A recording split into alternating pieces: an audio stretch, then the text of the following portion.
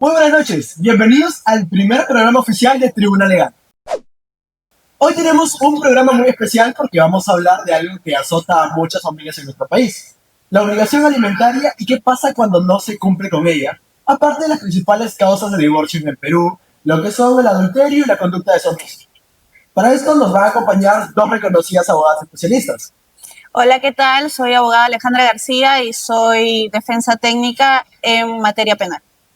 Hola, soy la abogada Estefan Lorena Valdivieso Garcés y soy abogada de Derecho de Familia. Aquí estas dos abogadas nos van a ayudar a entender estos temas en palabras sencillas y un lenguaje práctico. Así que quédense con nosotros porque esto recién va a empezar. En el Perú, los casos de alimentos y de divorcio son dos de los casos más recurrentes en los juzgados de familia. Cada año, miles de niños y de adolescentes quedan en situación de vulnerabilidad porque sus padres no están cumpliendo con la pensión de alimentos. Por otro lado, el divorcio por causales refleja conflictos graves dentro de los matrimonios. Y dentro de los anuncios centrales que se tienen en las noticias son la obligación alimentaria, las consecuencias legales, cómo se incumplen estas, y son parte del juzgado diario junto al adulterio y la conducta deshonrosa. Los casos titulares, que la Corte Suprema recuerda que la omisión familiar y su asistencia es un delito grave en sanción. Según el Poder Judicial, el 30% de los casos de familiares en el país que corresponden a demandas de alimentos. El Ministerio de la Mujer reporta la violencia familiar y se sigue la causal es el proceso más común que se tiene en los juzgados. Entonces, ¿qué nos pueden mencionar sobre esto, abogada? Los alimentos, podemos decir ¿qué se entiende por alimentos? Lo que corresponde a educación, a atenciones psicológicas, alimentación, educación, vestimenta, recreación, todo lo relacionado a ello. Ahora bien, respecto de obligación alimentaria, ¿quiénes están obligados a la misma? Si hablamos de menores de edad, que son los alimentistas, los obligados a cubrir la obligación alimentaria en sí son los padres, tanto el padre como de la madre. Esto es de acuerdo a sus posibilidades económicas y a la necesidad la cual se encuentra el menor. Y que se acredite debidamente el vínculo legal respecto del menor de edad. Ahora, ¿hasta cuándo está obligado a cubrir la pensión alimenticia? En sí es hasta los 18 años, pero si va a a estudiar, a cursar algún oficio o profesión, correspondería hasta los 28, cursando de manera exitosa. También viene aquí el tema si hay un incumplimiento a la misma, a la obligación alimentaria, que esto ya pasaría al área penal. Quien brindaría mayor detalle a la misma sería la abogada Alejandra García. Bueno, sí, en efecto, tal y como lo ha mencionado mi colega, la doctora Stephanie, que es especialista en Derecho de Familia, ante el incumplimiento de esta obligación alimentaria se va a constituir un delito, ¿no? Debidamente establecido en nuestro Código Penal, en el artículo 149, el cual versa sobre la omisión a la asistencia familiar. Y en palabras muy sencillas, para que nos puedan entender, es aquel incumplimiento del pago de esta obligación alimentaria en cuestiones demasiado sencillas, ¿no? ¿Qué ha pasado? En el proceso civil se ha generado una liquidación de pensiones devengadas, ¿no? Como una deuda hacia la obligación alimentaria, en la cual la parte demandante ya puede solicitar que una vez se haya aprobado esta liquidación alimentaria y no haya habido una objeción por la parte demandada, ¿no?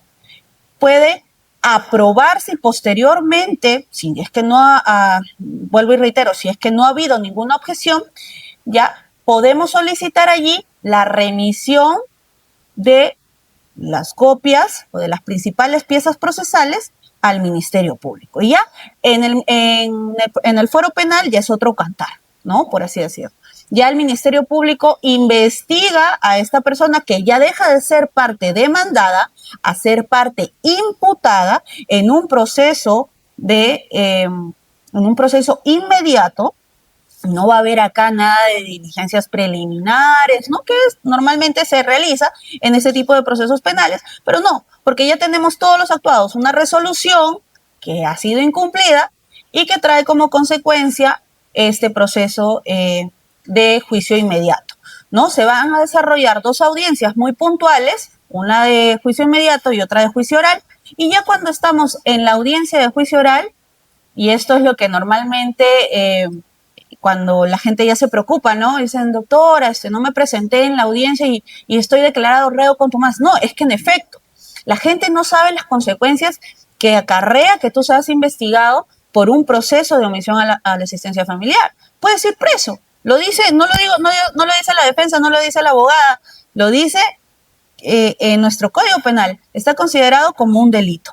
Entonces, cuando ya estás en etapa de juicio, te aconsejo, si es que tú cursas con un proceso de alimentos y se ha derivado una liquidación de pensiones devengadas, que en su oportunidad, y me lo puede confirmar sí o no, la doctora Stephanie, en su oportunidad objetes, ¿no?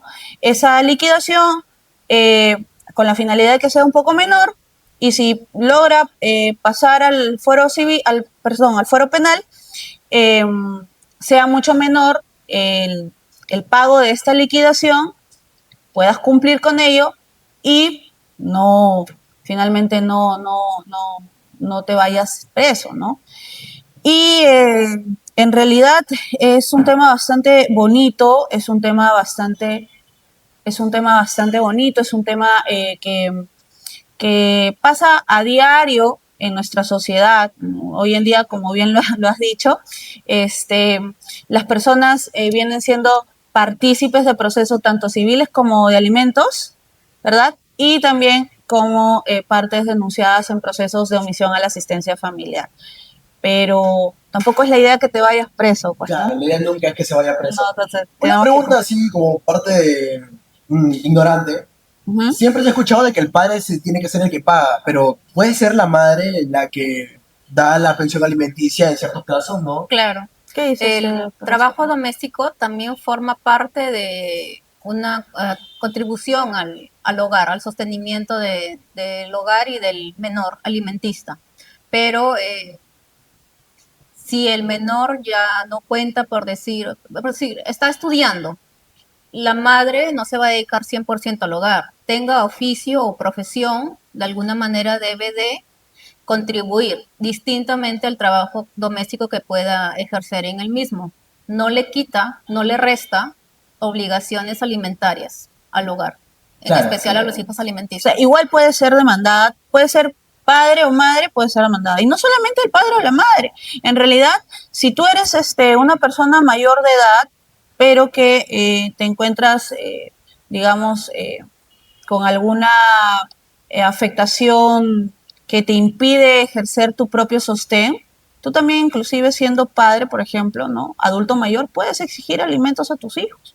O sea, esto, para que se entienda, no solamente es padre o madre, ¿no? También puede ser inclusive la cónyuge en un proceso de separación que exista, ¿no? Que posteriormente se puede ventilarse en una demanda de divorcio. Puede también solicitar las pensiones alimenticias, o sea, hasta la esposa, siempre y cuando se acredite que esta esposa no puede sostenerse por sí misma. Ya, claro.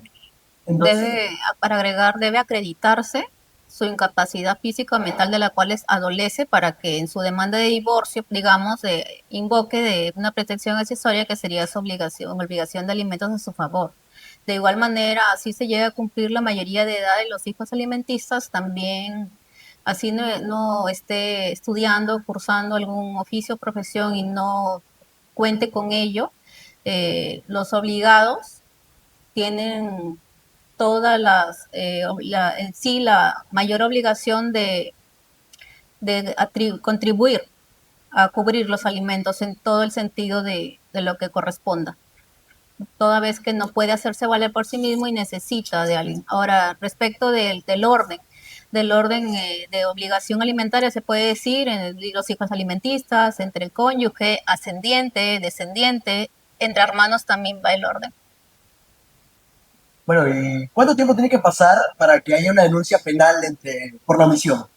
Bueno, por lo general, una vez que ya se haya aprobado esta resolución de liquidación de pensiones devengadas, se remiten copias de lo actuado al Ministerio Público. Allí yo sugiero también que soliciten al juzgado, de origen la inscripción en el registro de deudor moroso, el conocido REDAM, que en las redes sociales del Poder Judicial se publicita. Por lo general, después de 3 meses es el periodo que se calcula, ¿no?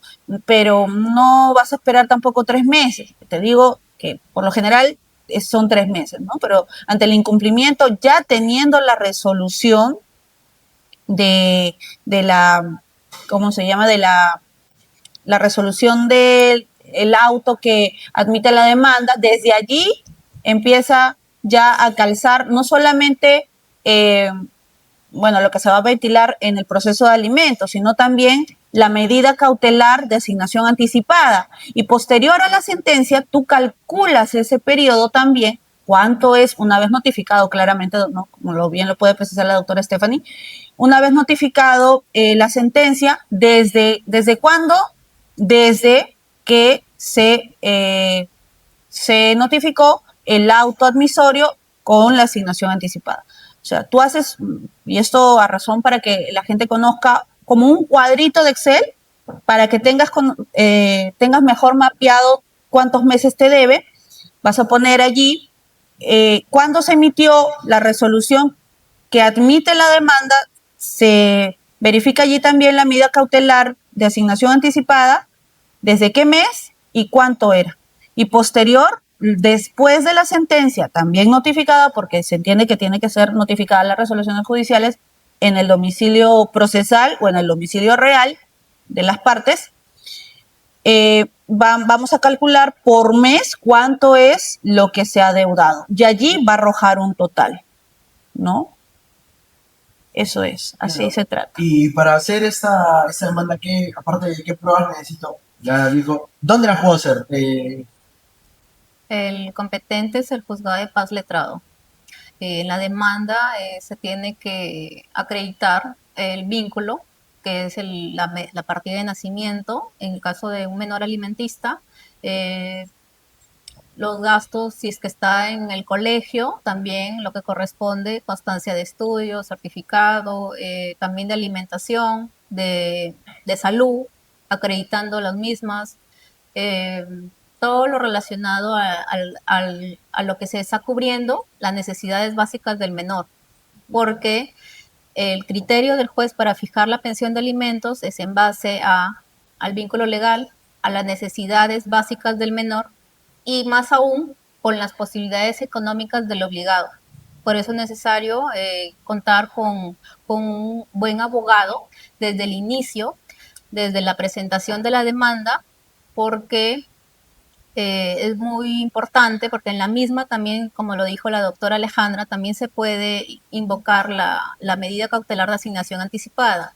La misma, como también la pensión de alimentos, puede ser propuesta en monto, como también en porcentaje, pero debe ser debidamente elaborada con el abogado para que cuente con una muy buena asesoría. Claro, como bien lo ha dicho la doctora Stephanie, a razón de asesoría, más no de acreditación de firma, porque para que tengan conocimiento no es obligatorio que la demanda de alimentos lleve firma de abogado. Inclusive existen formatos gratuitos que se que se han publicitado, en las redes sociales de las páginas oficiales del Poder Judicial, ¿no?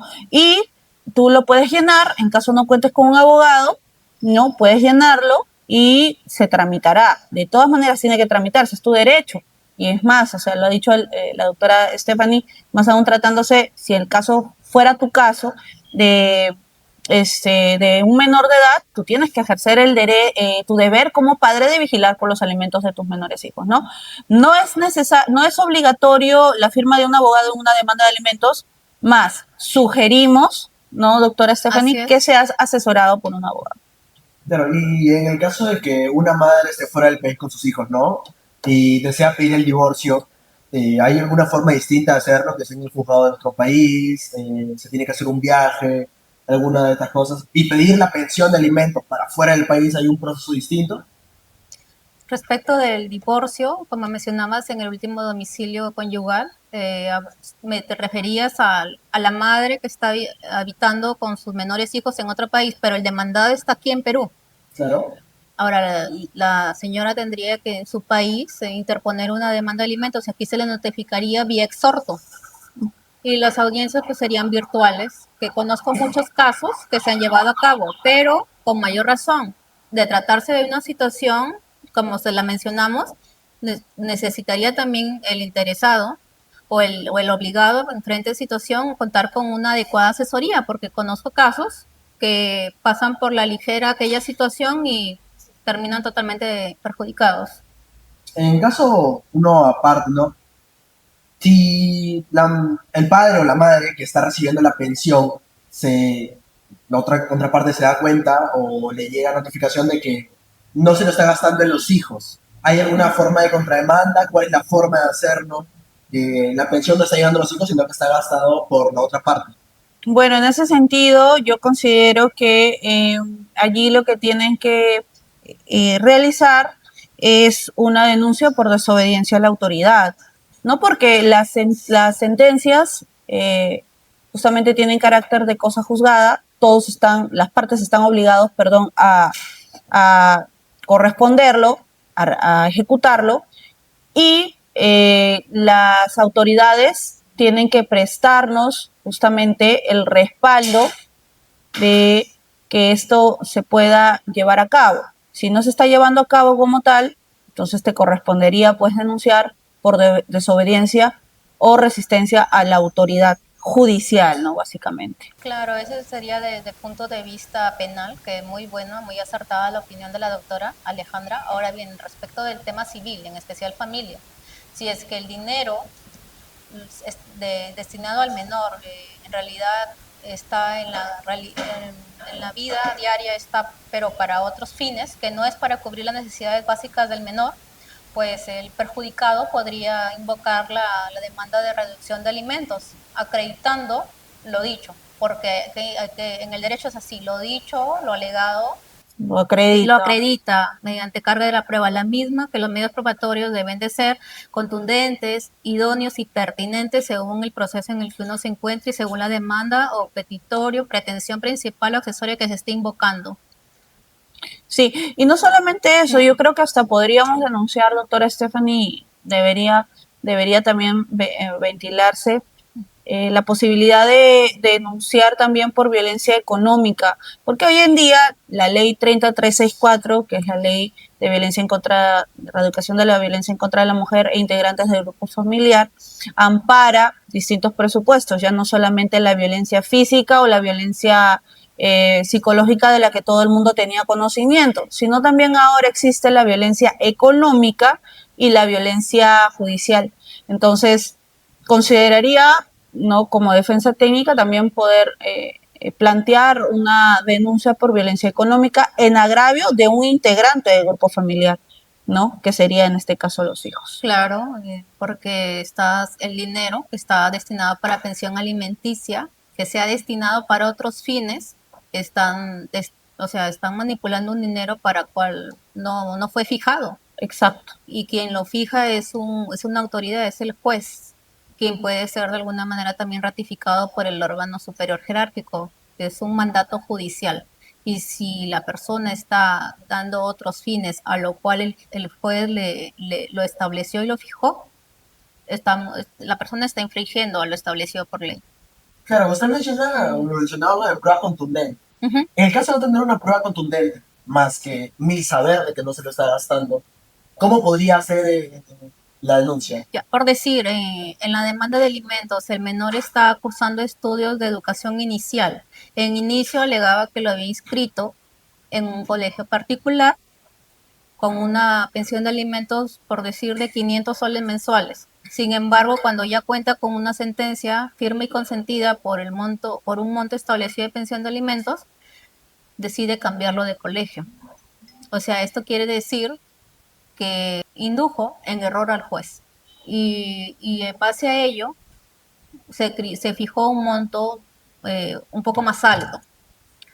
Y pensando en sus intereses personales, decide cambiar de nivel de educación en la cual se encontraba el menor al momento que invoca la demanda, al momento actual.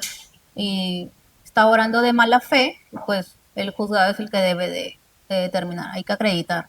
Por ejemplo, si digo el dinero lo está destinando para otra cosa, también vestimenta. En la demanda de alimentos ha tenido que acreditar los gastos del menor relacionados a la educación, vestimenta, recreación, salud. Un niño que es totalmente sano a un niño que en realidad casi siempre necesita atención médica, o sea, hay criterios para determinar para fijar una pensión de alimentos y en base a ello también el juez evalúa. Y si la realidad cambia, o sea, el perjudicado puede pedir la reducción, disminución de la misma. Entonces esto es lo que vendría a ser la violencia económica.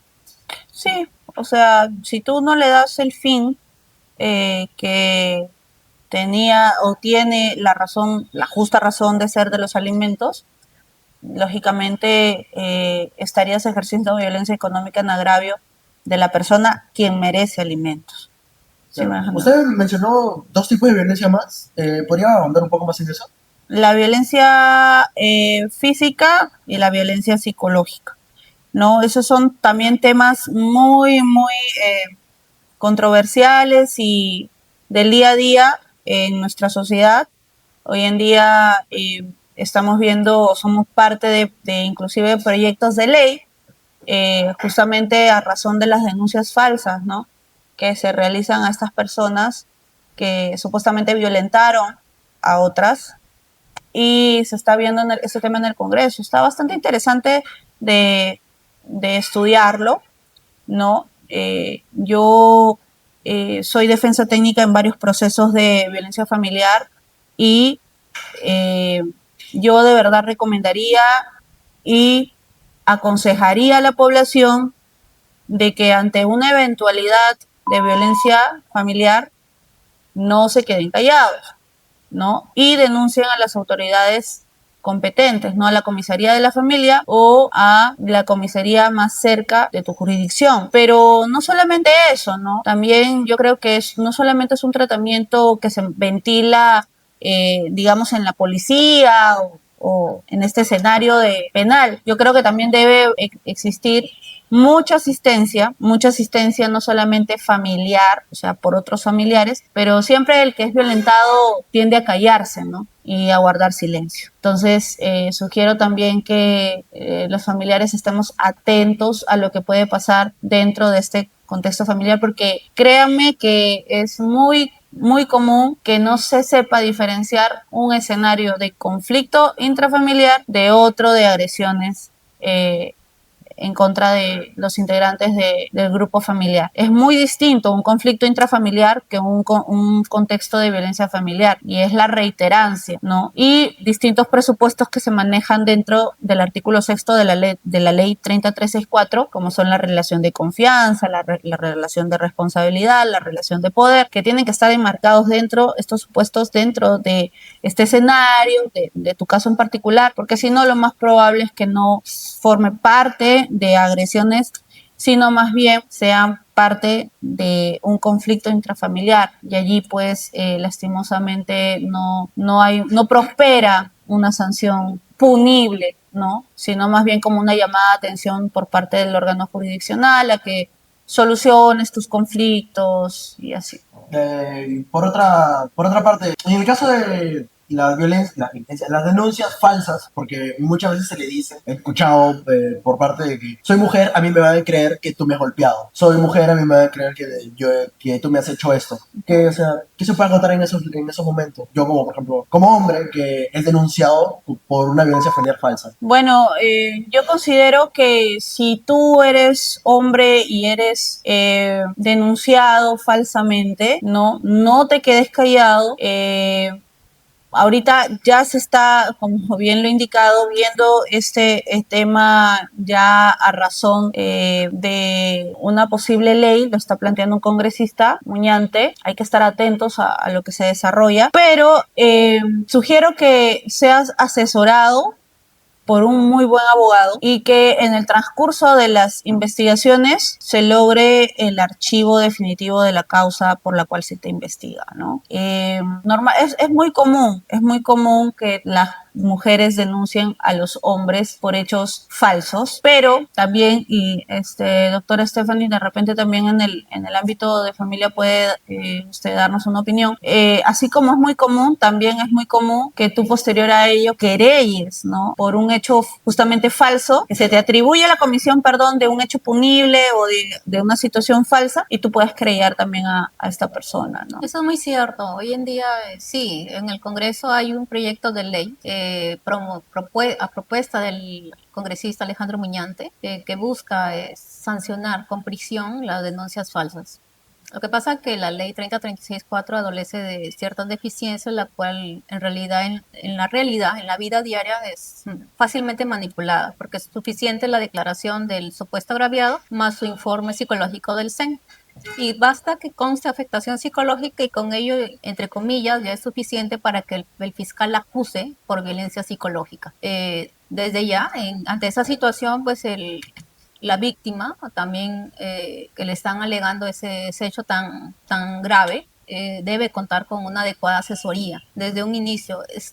Cuán importante es el contar con un abogado desde un inicio, desde los indicios de violencia en la cual esté en el hogar, el más mínimo inquietud que tenga a nivel legal, es muy oportuno contar con la adecuada asesoría desde un inicio. Así lo ha dicho la doctora Stephanie. No solamente es tener un abogado, sino un abogado que ejerza la defensa eficaz, que quiere decir que esté debidamente asesorado, ¿no? Y que esté atento a todas las diligencias que evocan tu investigación o la investigación penal en tu contra. Entonces, como un consejo legal express para la omisión de los alimentos, de la pensión de alimentos, consejo legal express, así, rápido, ¿qué documentos necesitamos? ¿Dónde vamos a presentar la denuncia? Y las recomendaciones para guardar siempre los recibos, ¿no? A ver, doctora, de repente en el proceso de familia. A nivel de familia se establece bajo qué, a nivel judicial, bajo qué modo, forma es la que se va a prestar la obligación alimentaria. Por decir, en abono en cuenta, necesariamente tiene que ser bajo esa modalidad, abono en cuenta. Últimamente está la modalidad del YAPE, pero ya hay casaciones indicando que son actos de liberalidad,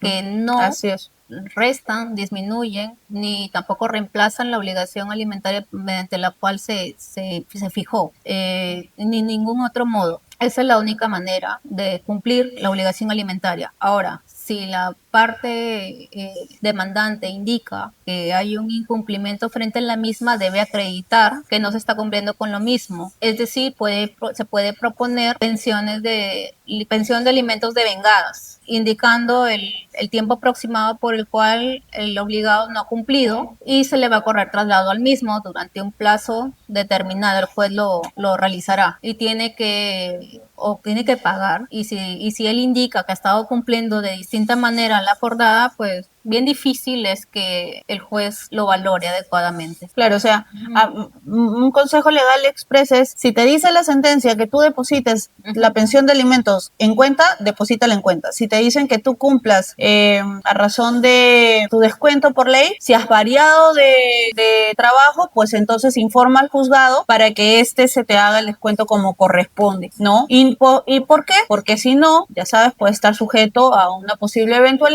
y se te haga o se te formalice esta liquidación de pensiones devengadas. Cumple los mandatos, tan sencillo como eso. Yo creo que así te vas a evitar no solamente una investigación o una demanda por liquidación, un incidente en tu demanda de alimentos, sino también un proceso penal que acarrea antecedentes penales inclusive. Con estas preguntas vamos cerrando esta sección y les invitamos a ustedes, nuestros seguidores, dejar sus preguntas en redes sociales para que sean respondidas en nuestro próximo programa. Y junto a esto queremos agradecer de manera especial a ustedes, las abogadas, por su tiempo y por compartir con nosotros esta información tan valiosa. Y con esto queremos agradecer de manera especial a nuestras abogadas. Gracias de verdad por su tiempo. Gracias a ti por la invitación. Muchas gracias por la invitación y estamos atentas ante cualquier nueva invitación. Además, para indicarte también que pueden seguirnos en las redes sociales de la firma legal M. López Abogados, Asesores y Consultores.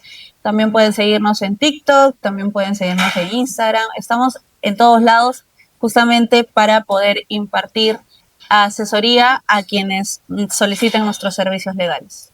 Y justo como lo dijo Loga, siempre pueden encontrarnos aquí en nuestra firma legal M. López y para brindar nuestra asesoría. Gracias por acompañarnos a nosotros de cada paso, así como nosotros lo vamos a acompañar a ustedes. Muchas gracias por escucharnos y sigan todas nuestras redes sociales en HTV Perú y firma legal M. López.